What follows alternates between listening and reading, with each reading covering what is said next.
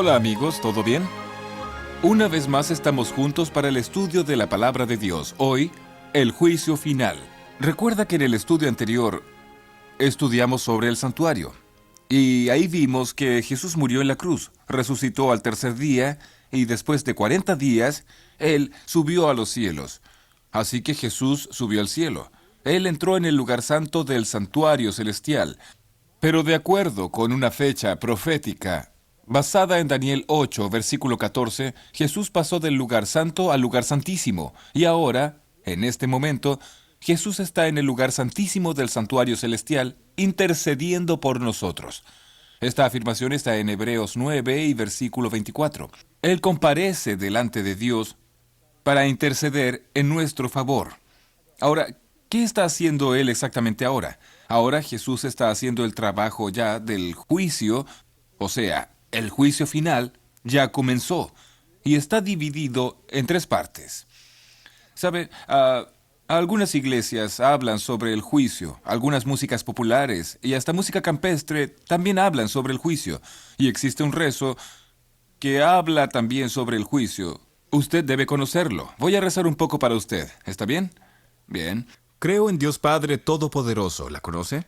Creador del cielo y de la tierra, y en Jesucristo su único Hijo, nuestro Señor, que fue concebido por obra y gracia del Espíritu Santo, nació de Santa María Virgen, padeció bajo el poder de Poncio Pilato, fue crucificado, muerto y sepultado, descendió a los infiernos. Al tercer día resucitó de entre los muertos, subió a los cielos e está sentado a la diestra de Dios Padre Todopoderoso. Desde allí ha de venir a juzgar a los vivos y a los muertos. Voy a parar por ahí. El rezo continúa, pero voy a parar ahí. Usted conoce ese rezo, ¿no? Pues él dice que Jesús está a la derecha del Padre, de donde vendrá para juzgar a los vivos y a los muertos. Hasta aquí está todo bien. El problema es que el rezo, las músicas y muchas iglesias no explican cómo será el juicio.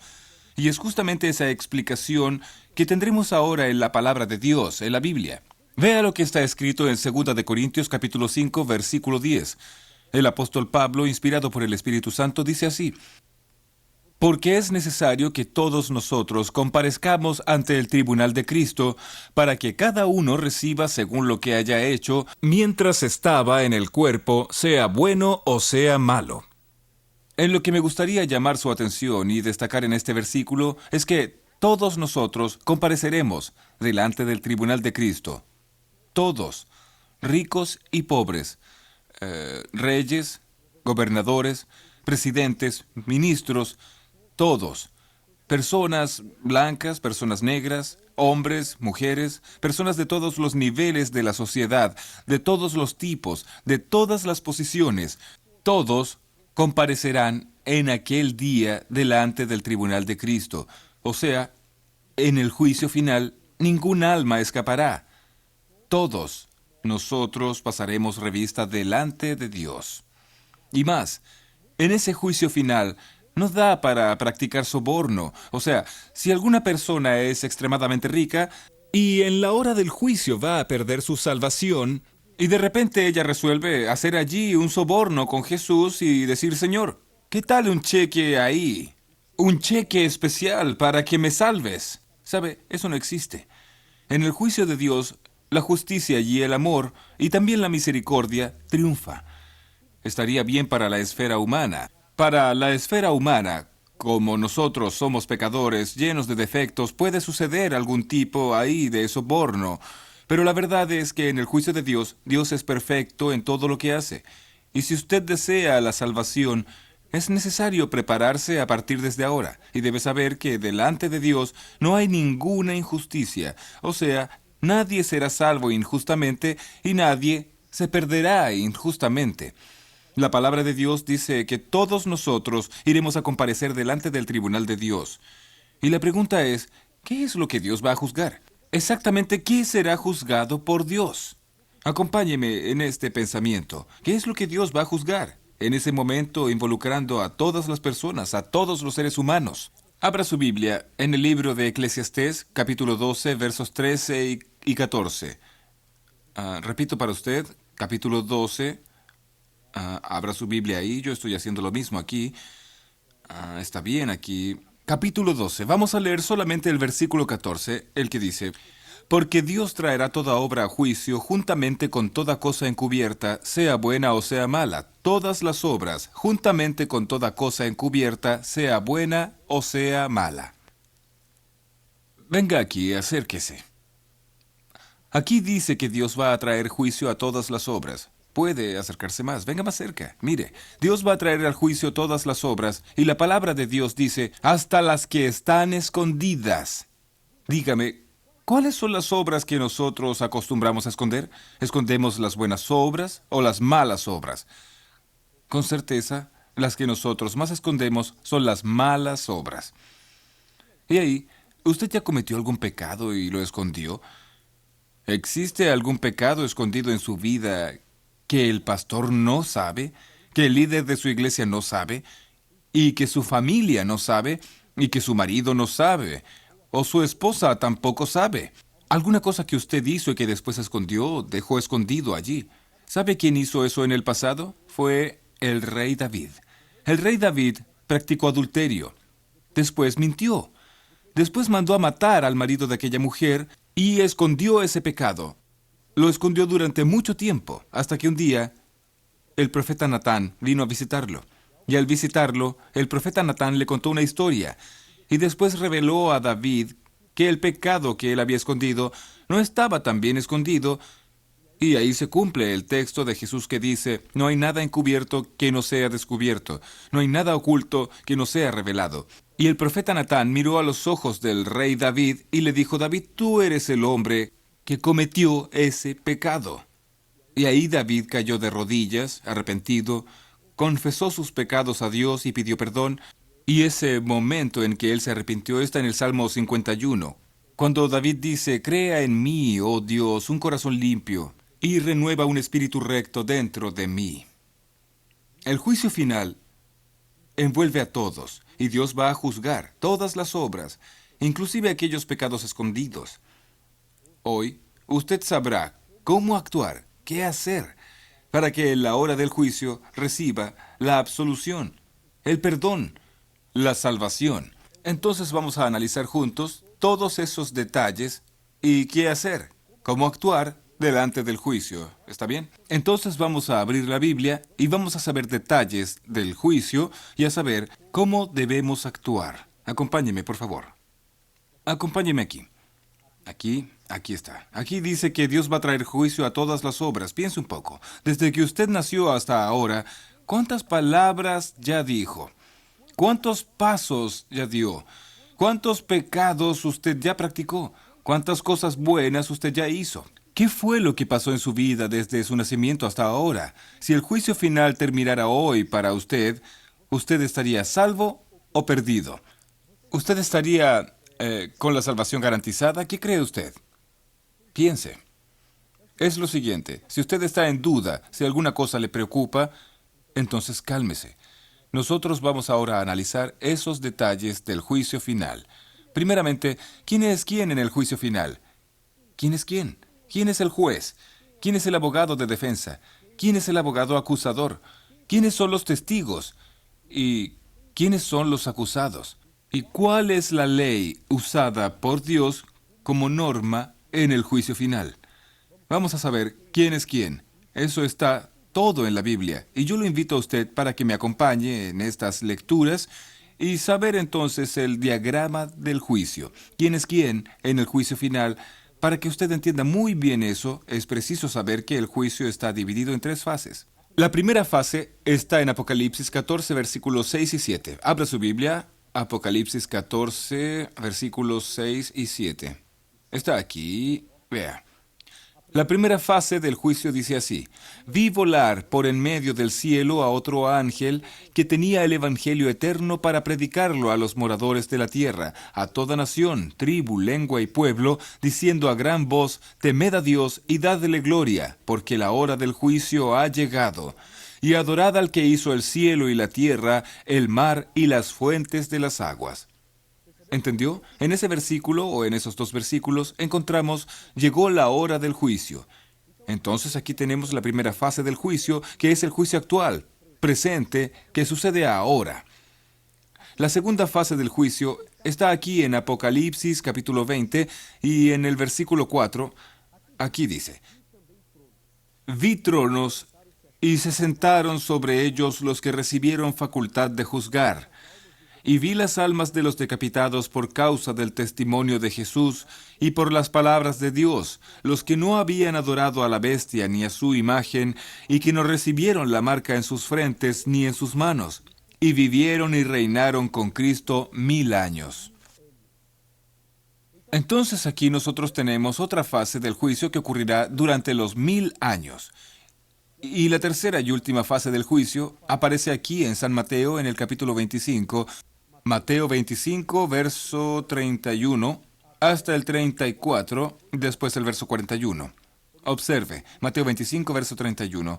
Cuando el Hijo del Hombre venga en su gloria, y todos los santos ángeles con él, entonces se sentará en su trono de gloria. Serán reunidas delante de él todas las naciones, y apartará los unos de los otros, como aparta el pastor las ovejas de los cabritos. Y pondrá las ovejas a su derecha y los cabritos a su izquierda. Entonces el rey dirá a los de su derecha: Venid, benditos de mi Padre, heredad el reino preparado para vosotros desde la fundación del mundo. Y ahora sí, versículo 41 dice así: Entonces dirá también a los de la izquierda: Apartaos de mí, malditos, al fuego eterno preparado para el diablo y sus ángeles. ¿Entendió? Aquí tenemos la descripción del juicio final en sus tres fases. La primera está sucediendo ahora. La segunda ocurrirá durante los 1000 años. Y la tercera sucederá después de los 1000 años. Es bueno que usted entienda que un milenio es un período de tiempo que está entre la vuelta de Jesús y cuando descienda a la ciudad santa.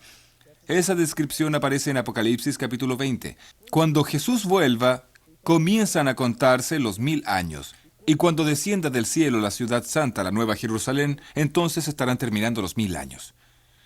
Entonces, ahora antes del milenio sucede la primera fase del juicio. Durante el milenio sucederá la segunda fase y después del milenio la tercera fase. Acompáñeme ahora y vamos a analizar algunos detalles de las tres fases y sabremos ahora quién es quién en el juicio final. Quién es el juez, quién es el abogado y así en adelante. ¿Está bien? Por favor, venga conmigo aquí para analizar juntos. Primeramente, las tres fases del juicio. Nosotros ya sabemos que Dios va a juzgar a todas las obras. A la primera fase vamos a llamarla de investigación. Juicio de investigación, aquella fase investigativa. La segunda fase la vamos a llamar juicio de comprobación. Y a la tercera la llamaremos juicio de ejecución. ¿Quedan claras las tres? Vamos de nuevo. Investigación, comprobación y ejecución. Son las tres fases. Recordando que la fase de investigación está sucediendo ahora y que la fase de comprobación ocurrirá durante los 1000 años y la tercera de ejecución ocurrirá después de los 1000 años. La pregunta, ¿quién es quién en el juicio final? Y tengo aquí el diagrama del juicio final. Primero, el juez. En la primera fase, ahora, es Dios. Está escrito en el Salmo 50, versículo 6. Allí dice que Dios es el juez. En la segunda fase durante el milenio, el juez ya no es Dios. Quiere decir, Dios estará allí, actuando también, pero además de Dios, los justos, los salvos. Durante el milenio, allí en el cielo, actuarán como jueces. Está aquí en Apocalipsis 20, versículo 4, y 1 Corintios 6, versos 2 y 3, que dice: ¿O no sabéis que los santos han de juzgar el mundo? Entonces, en la segunda fase, los justos serán jueces. Conforme dice Apocalipsis 20, verso 4, cuando dice: Y vi tronos, y se sentaron sobre ellos los que recibieron facultad de juzgar.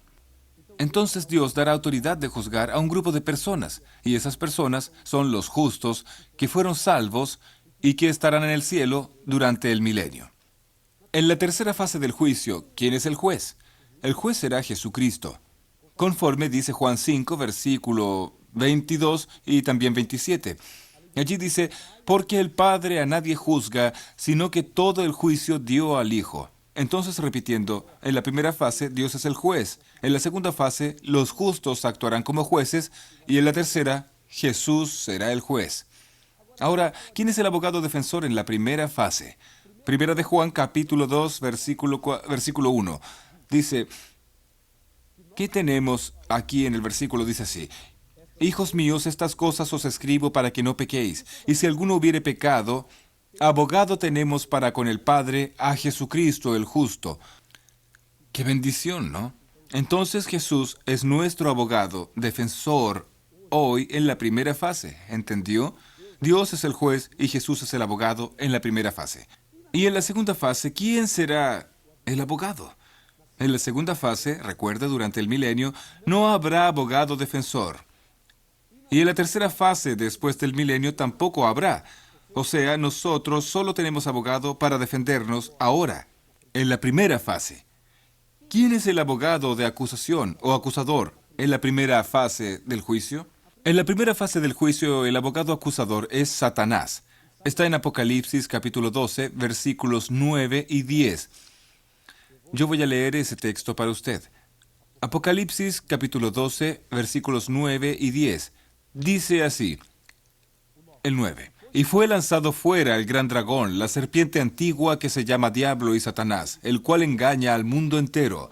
Fue arrojado a tierra y sus ángeles fueron arrojados con él. Entonces oí una gran voz del cielo que decía, ahora ha venido la salvación, el poder y el reino de nuestro Dios y la autoridad de su Cristo, porque ha sido lanzado fuera el acusador de nuestros hermanos, el que los acusaba delante de nuestro Dios día y noche.